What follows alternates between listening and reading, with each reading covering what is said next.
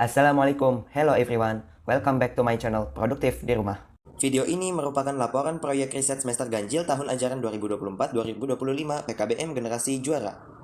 Dengan judul proyek Ancaman Bahaya di Balik Industri Mobil Listrik dan tema Gaya Hidup Berkelanjutan. Latar belakang masalah. Sejarah mobil listrik berawal dari abad ke-18 saat banyak ilmuwan dari Hungaria, Belanda, dan Amerika Serikat yang berfokus pada konsep kendaraan bertenaga baterai dan mulai membuat mobil listrik dalam skala kecil. Di tahun 1832, muncul pria Inggris bernama Robert Anderson yang mengembangkan mobil roda 3 menggunakan baterai listrik. Temuan inilah yang dicatat sebagai mobil bertenaga listrik pertama. Seiring perkembangannya di akhir abad ke-18, terciptalah mobil bertenaga listrik yang mampu menampung sampai 6 orang penumpang dengan kecepatan 22 km per jam buatan William Morrison.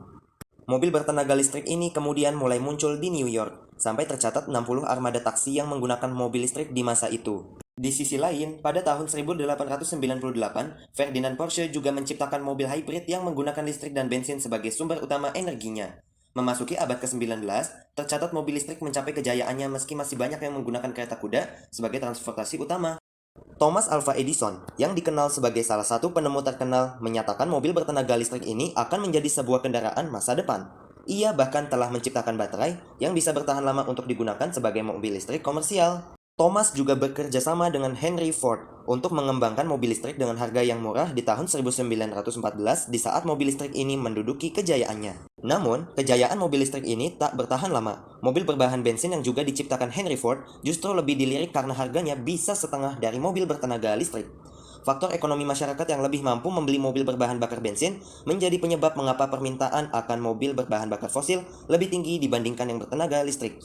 Akhirnya, mobil listrik semakin dikesampingkan dari pasaran. Butuh waktu puluhan tahun untuk mobil bertenaga listrik ini dilirik kembali oleh masyarakat. Hal ini dikarenakan kemunculan produsen mobil yang mengembangkan mobil bertenaga listrik dengan desain yang menawan. Kini, mobil bertenaga listrik pun semakin menjamur dengan model mobil sedan dan SUV. Kepala Staf Kepresidenan Dr. Muldoko mengungkapkan alasan pemerintah mempercepat pengembangan kendaraan listrik di Indonesia, yakni menunjukkan transisi energi bersih dan mengurangi anggaran subsidi bahan bakar minyak atau BBM. Ia menyebut, saat ini besaran subsidi BBM untuk mobil diperkirakan mencapai 19,2 juta rupiah per tahun per mobil. Sementara untuk motor, besaran subsidi yang diberikan sebesar 3,7 juta rupiah per motor per tahun. Jika pengembangan kendaraan listrik dipercepat, maka subsidi BBM yang nilainya mencapai ratusan triliun rupiah tersebut bisa dialihkan untuk program lainnya, seperti pembangunan sumber daya manusia, kata Muldoko saat membuka seminar pada ajang pameran kendaraan Perklindo Electric Vehicle Show tahun 2022 di G-Expo Kemayoran, Jakarta. Selain untuk mengurangi subsidi BBM oleh pemerintah, penggunaan mobil listrik diharapkan menjadi salah satu solusi atas isu pencemaran lingkungan yang disebabkan emisi karbon kendaraan yang menyebabkan pencemaran udara, khususnya yang terjadi di kota-kota besar di Indonesia. Terhadap penggunaan mobil listrik, pemerintah Jokowi berharap Pemprov DKI dapat mempelopori penggunaan mobil listrik di semua lini kegiatan transportasi, mendorong membuka kebijakan yang merangsang, dan memotivasi masyarakat terhadap penggunaan kendaraan listrik. Pemerintah juga berharap aplikator transportasi online, Grab, Gojek, Maxim, untuk segera menggunakan kendaraan listrik. Damri yang merupakan armada milik BUMN juga diharapkan seluruhnya segera menggunakan bus listrik. Saat ini populasi sepeda motor listrik masih belum sesuai dengan harapan pemerintah. Diharapkan Perpres 55 tahun 2019 tentang percepatan program kendaraan bermotor listrik berbasis baterai diharapkan semakin banyak menggunakan kendaraan listrik di masyarakat. Manufaktur industri kendaraan bermotor listrik juga diharapkan kian inovatif memproduksi kendaraan bermotor listrik. Kendaraan listrik tentunya membutuhkan baterai dengan bahan terbaik agar memiliki efisiensi yang tinggi. Salah satu bahan yang sedang hangat diperbincangkan adalah nikel. Nikel dapat menjadi bahan yang baik untuk dijadikan baterai karena dapat menyimpan daya yang besar, tahan terhadap korosi, dan dapat menghantarkan listrik dengan baik. Mengutip buklet tambang nikel 2020 Kementerian ESDM, Senin 31 Januari 2022, cadangan nikel Indonesia mencapai 72 juta ton. Jumlah itu sekitar 52% dari total cadangan nikel dunia yang mencapai 139,4 juta ton. Jika dibanding dengan negara lain, cadangan nikel Indonesia jauh lebih banyak. Tentu, jika dimanfaatkan dengan baik, Indonesia dapat menjadi negara pengekspor nikel terbesar di dunia, sehingga dapat meningkatkan pendapatan negara. Indonesia juga mempunyai potensi pasar yang besar bagi kendaraan listrik. Dilansir dari bring.go.id, target jumlah mobil listrik di Indonesia mencapai 400.000 unit pada tahun 2025, lalu meningkat menjadi 5,7 juta unit pada tahun 2035. Namun di sisi lain, terdapat beberapa tantangan yang harus dihadapi seperti infrastruktur terbatas dan regulasi kendaraan listrik yang belum jelas di Indonesia. Terdapat beberapa infrastruktur yang masih kurang memadai, seperti SPB, yaitu stasiun pengisian baterai, yang masih jarang dijumpai di jalan raya atau parkiran umum. Hal ini terjadi karena sistem kelistrikan publik di Indonesia masih belum merata. Solusi untuk permasalahan ini tentunya adalah pemerataan listrik di seluruh Indonesia yang tentunya akan memerlukan biaya sangat besar. Berdasarkan latar belakang yang telah disampaikan, maka tujuan dari proyek penelitian ini adalah: pertama, mengetahui peluang, manfaat, dan tantangan industri mobil listrik di Indonesia, dan mengetahui apa saja ancaman yang mengintai di balik industri mobil listrik di Indonesia. Pembahasan: mengetahui peluang, manfaat, dan tantangan industri mobil listrik di Indonesia. Kendaraan listrik tentunya membutuhkan baterai dengan bahan terbaik agar memiliki efisiensi yang tinggi. Salah satu bahan yang sedang hangat diperbincangkan adalah nikel.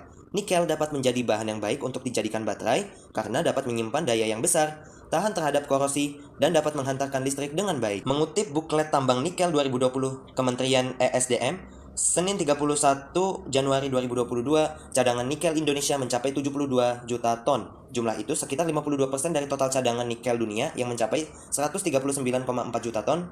Jika dibanding dengan negara lain, cadangan nikel Indonesia jauh lebih banyak. Indonesia juga mempunyai potensi pasar yang besar bagi kendaraan listrik. Dilansir dari bring.go.id, target jumlah mobil listrik di Indonesia mencapai 400.000 unit pada tahun 2025, lalu meningkat menjadi 5,7 juta unit pada tahun 2035. Namun di sisi lain, terdapat beberapa tantangan yang harus dihadapi seperti infrastruktur terbatas dan regulasi kendaraan listrik yang belum jelas di Indonesia.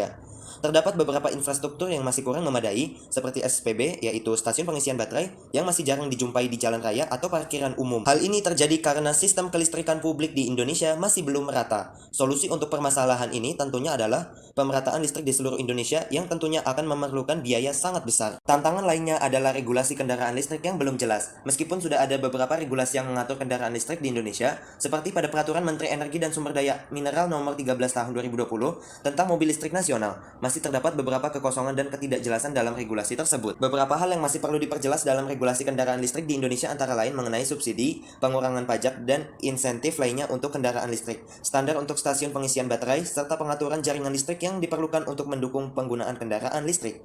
Oleh karena itu, perlu adanya revisi dan penyempurnaan regulasi kendaraan listrik di Indonesia agar dapat mempercepat optimalisasi dan penggunaan kendaraan listrik di Indonesia. Kendaraan listrik saat ini masih menjadi alternatif karena infrastruktur pendukung kendaraan listrik di Indonesia masih belum memadai, sehingga jumlah penggunaan kendaraan bensin masih sangat banyak. Namun, kedepannya Indonesia diharapkan bisa mengatasi masalah tersebut, sehingga kendaraan listrik menjadi pilihan kendaraan utama masyarakat. Mengetahui apa saja ancaman yang mengintai di balik industri mobil listrik Kalau di belum Indonesia. ada perusahaan kan sungai kami tidak begini, tercemar. Kami punya keyakinan penuh berubahnya fisik Sungai Sagea ini karena aktivitas pertambangan di hulu. Semenjak ada aktivitas pertambangan itu, Sungai Sagea ini akhir-akhir ini dari 1 tahun ke belakang mulai memprihatinkan kondisi sungainya. Itu kan pirit itu besi. Nah ini kan itulah kelarutan besi di tanah itu. Nah itu kan warna merah, itu adalah tanah-tanah pirit. Nah, artinya itu kita bisa menduga bahwa memang sudah terjadi kelarutan partikel lumpur dari aktivitas pembongkaran tanah ini. Yang menanggung beban dan penderitaan ke depannya ketika lingkungan ini rusak itu ya masyarakat lokal yang tinggal di sini. Apa ini dibilang bahwa hilirisasi nikel ini kan untuk kendaraan listrik yang nanti ramah lingkungan itu bullshit, omong kosong itu.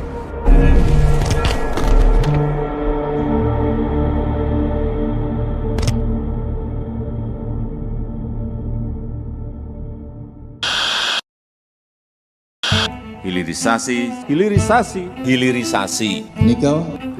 nikel yang ada di sana. Hilirisasi nikel adalah jargon yang terus-menerus dilontarkan Presiden Joko Widodo. Cita-citanya Indonesia bisa mengolah sendiri komoditas nikel. Program hilirisasi ini kerap dikaitkan dengan energi hijau dan transisi kendaraan listrik yang belakangan gencar dilakukan pemerintah. Apakah hilirisasi nikel ini betul-betul hijau? Kami mendatangi Teluk Weda di Halmahera Tengah, salah satu tempat eksplorasi tambang nikel di Maluku Utara. Di balik bisnis yang katanya hijau dan sedang booming ini, industri nikel justru syarat masalah. Hutan Halmahera Tengah terus ditebas dari tahun ke tahun. Deforestasi untuk aktivitas nikel kian bertumbuh. Pada 2008, deforestasi akibat nikel hanya 0,49 hektar. Seiring waktu, angkanya terus meroket. Terdapat deforestasi 28 hektar pada 2011, 60 hektar pada 2013, 160 hektar selama 2019, 655 hektar di tahun 2022, dan puncaknya pada 2023 seluas 1.415 hektar. Total sudah 2.916 hektar hutan yang dibabat hanya untuk nikel dalam rentang 2008 sampai 2023. Di Teluk Weda, satu kawasan industri berdiri kokoh, PT Indonesia Weda Bay Industrial Park atau IWIP. Perusahaan ini berdiri sejak 2018 di Desa Leliler dan menyandang status sebagai proyek strategis nasional sekaligus objek vital nasional. Perusahaan-perusahaan menambang nikel dan hasilnya diolah IWIP. Aktivitas IWIP disinyalir mencemari lingkungan di sekitar lingkar tambang. Wujudnya pencemaran air dan tanah. Warga Desa Sagea menjadi salah satu pihak yang menentang kondisi ini. Warga terus melawan dan menolak aktivitas nikel. Juli 2023, warga geram saat sungainya berubah warna dari yang semula jernih menjadi keruh dan kuning kecoklatan. Perusahaan yang beraktivitas di hulu diduga kuat mencemari sungai di Sagea. Di hulu Dasagea terdapat konsesi pertambangan milik PT Weda Bay Nickel atau WBN yang aktivitasnya terintegrasi dengan IWIP. Mereka setidaknya memegang konsesi sebesar 45.000 hektar di Maluku Utara. Dekat WBN ada PT Halmahera Sukses Mineral atau HSM yang menguasai 7.726 hektar dan PT Tekindo Energi sebesar 1.000 hektar. Dugaan pencemaran mengerucut ke WBN yang punya konsesi terluas. Citra satelit ini menggambarkan keterhubungan itu. Garis ini adalah aliran sungai Sagea. Sementara ini adalah konsesi tambang nikel milik WBN. Kamu bisa lihat aktivitas di hulu ikut mempengaruhi pencemaran di sungai Sagea. Kami waktu itu kan penasaran juga tuh, kenapa bisa menguning, karena sepanjang hidup orang di kampung ini, di kampung Sagea ini belum pernah melihat sungai berubah warna yang sedemikian rupa. Dan ini kan mirip dengan sungai-sungai yang sudah hancur karena tambang di desa-desa tetangga kan. Jadi kami penasaran, kami cek di citra satelit.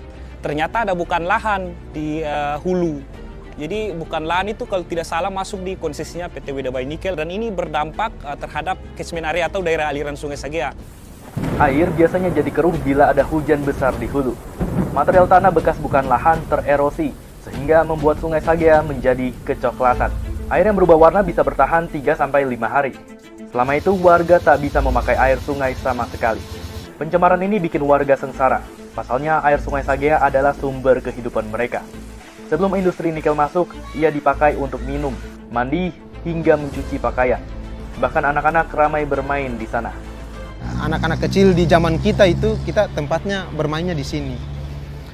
Makanya, kenapa sampai kami begitu marah ketika sungai ini tercemar? Kami takutnya nanti generasi berikut tidak lagi menikmati, tidak lagi ada tempat bermain mereka di sungai-sungai seperti dulu yang kami nikmati.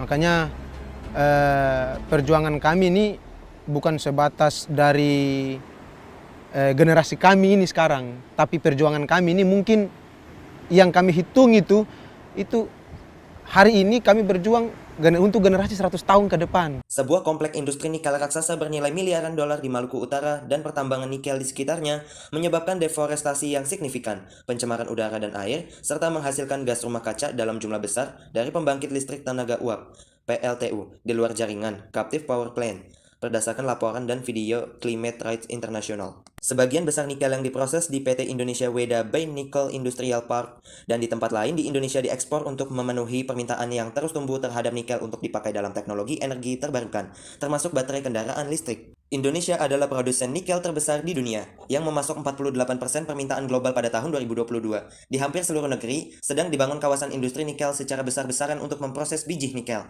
Meski kendaraan listrik bertujuan untuk mengurangi jejak karbon industri otomotif, peleburan di komplek industri nikel termasuk IWIP justru menghasilkan jejak karbon yang besar, menurut Climate Rights International. Alih-alih menggunakan energi terbarukan seperti tenaga matahari dan angin yang melimpah, IWIP justru membangun setidaknya 5 pembangkit listrik tenaga uap di luar jaringan, Captive Power Plant, sejak 2018, dan berencana membangun total 12 pembangkit baru. Pembangkit tersebut akan menyuplai sekitar 3,78 gigawatt per tahun dengan membakar batu bara kualitas rendah dari Kalimantan. Penambangan nikel di daerah tersebut juga menjadi penyebab deforestasi dan hilangnya keragaman hayati secara signifikan. Setidaknya, 5.331 hektar hutan tropis telah ditebang di dalam konsesi pertambangan nikel di Halmahera, menyebabkan hilangnya sekitar 2,04 metrik ton gas rumah kaca (CO2e) yang sebelumnya tersimpan dalam bentuk karbon di dalam hutan-hutan tersebut. Masyarakat yang tinggal di Halmahera Tengah dan Timur telah sejak lama mengantungkan hidupnya pada sumber daya alam sebagai nelayan tradisional, petani, pembuat sagu, serta pemburu. Laporan ini mendokumentasikan bagaimana perusakan hutan akibat industri nikel, akuisisi lahan pertanian, degradasi sumber air bersih, dan kerusakan sumber perikanan telah mempersulit kehidupan masyarakat lokal. Menurut Maksi Goro, seorang nelayan berusia 51 tahun dari etnis Sawai di desa pesisir Gemaf dekat Iwip, kalau sebelum ada perusahaan ini, kita nelayan hidup enak, air laut juga bagus. Tapi setelah ada perusahaan ini, memancing saja tidak bisa. Jadi kalau memancing di sana dekat perusahaan, kami selalu dikejar-kejar. Air laut juga banyak limbah. Air ini berubah dari iwip. Air lautnya sudah jadi kotor. Kapal-kapal itu membuang limbah ke laut, oli bekas. Dan air panas dari PLTU itu dibuang ke laut, jadi ikan-ikan mati.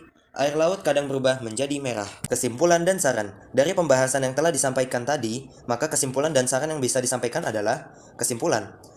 Di balik proses pergantian kendaraan berbahan bakar fosil menuju kendaraan listrik yang dianggap ramah lingkungan, ternyata muncul masalah lain yang berdampak besar bagi lingkungan. Indonesia belum memiliki infrastruktur yang memadai dan regulasi yang jelas berkaitan dengan kendaraan berbahan bakar listrik. Penambangan nikel di kawasan Halmahera menyebabkan deforestasi dan hilangnya keragaman hayati secara signifikan. Dan kegiatan industri nikel dan deforestasi di wilayah Halmahera disinyalir telah mencemari sungai-sungai tempat warga menggantungkan hidup mereka. Saran, pemerintah perlu membangun infrastruktur yang memadai untuk mendukung percepatan realisasi penggunaan mobil listrik. Pemerintah penting untuk melakukan pemerataan sistem kelistrikan publik di Indonesia. Perlu adanya revisi dan penyempurnaan regulasi kendaraan listrik agar dapat mempercepat optimalisasi dan penggunaan kendaraan listrik di Indonesia. Pemerintah Indonesia penting untuk membuat peraturan perundang-undangan guna meminimalkan dampak pertambangan dan pemurnian nikel terhadap masyarakat. Kementerian Energi dan Sumber Daya Mineral sepatutnya melakukan penilaian, pemantauan, dan penyelidikan terhadap dugaan pencemaran lingkungan. IWIP sepatutnya mengambil langkah cepat untuk memulihkan pencemaran air dan udara yang disebabkan kegiatan mereka, dan perusahaan tambang nikel harus membuang limbah tambang sesuai prosedur demi meminimalkan pencemaran lingkungan. Dan yang terakhir, perlu dicari alternatif pengganti nikel sebagai komponen utama baterai mobil listrik, misalnya dengan baterai organik seperti yang saat ini sedang dikembangkan oleh peneliti dari Massachusetts Institute of Technology, MIT.